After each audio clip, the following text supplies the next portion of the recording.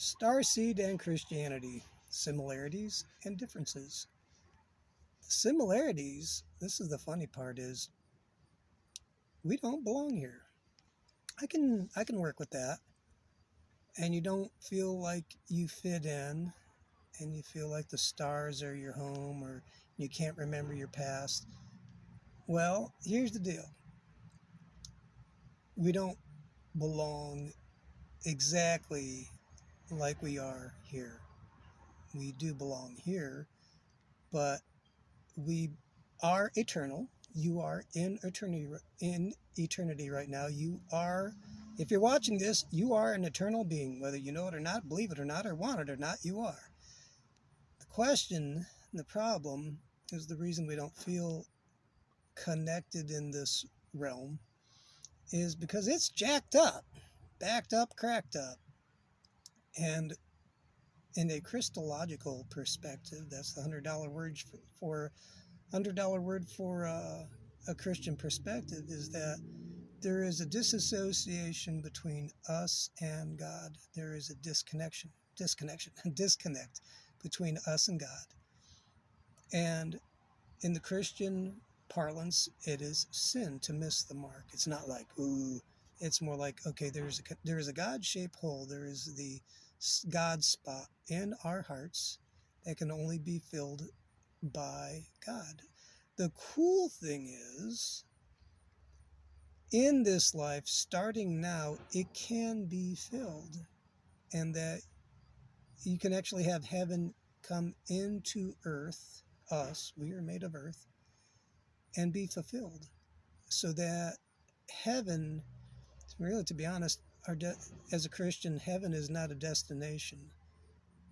Now, when you die, there's like, you got to go there for a little bit, but what happens is that this earth is going to be reformed, made perfect, restored by Jesus, so that there is no, for lack of a better word, sin.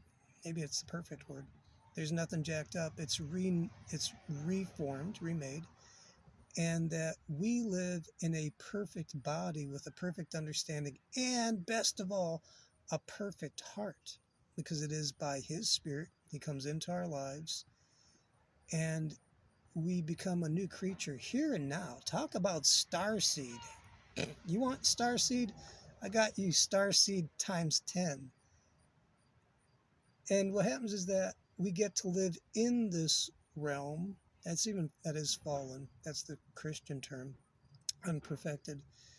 And we get to usher in the kingdom of heaven with miracles, signs, wonders, healing the sick, casting out demons, raising the dead. But better than all of that, and all that's pretty cool, is to live in and with His love. There is a living love that has entered my heart 22 years ago. It is a sentient being, talk about sci-fi sounding, that I cooperate with. And it's not so much like a spirit guide. It is true love and happiness and joy, peace, love, joy, kindness, meekness, temperance, long-suffering. These are all the attributes of Jesus. And as He is, and I allow Him in me, I become. And there, all right, I'll just cut it to you straight. It's not gender specific. It doesn't, it is, it can be the most intimate relationship you can ever have, because it's actually the most, and not like in a physical sense intimate, but emotionally and spiritually. What it is it is the most fulfilling experience you could ever have. And because it doesn't stop, He doesn't stop, He's eternal and all powerful, that's in you, and there's an overflow, and out of that overflow you can help other people have a drink of life, of water, of living water. It is to have an experience, an encounter of real love, peace, and joy, long suffering, and it is tangible, like I can feel it, and it is transferable. I can pray for other people and they get healed, or they'll feel His presence, because where I'm at, He's at.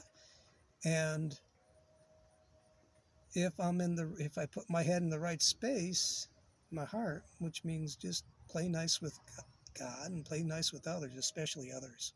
learning that one. When I get in that spot, the love cranks up and it flows out so that people say, "Hey, you got a good attitude or a good vibe," and or else they could actually feel it, and it ushers them, brings them into a relationship with God. That's what happened to me. Met somebody who was like, "Wow, usually don't like Christians, but you're all right." And then I'm like, "Oh, I found out why they're all right, because they're with the all right one, Jesus. Good and good for you. So you're gonna be all right." So if you're starseed and you're just not fitting in and you're longing for a home, you're homesick for home. Well, okay, really, you're not a star. You want to be a starseed? How about it? I know the name of the star. It is the sun. It is Jesus, the Son of God. Good and good for you.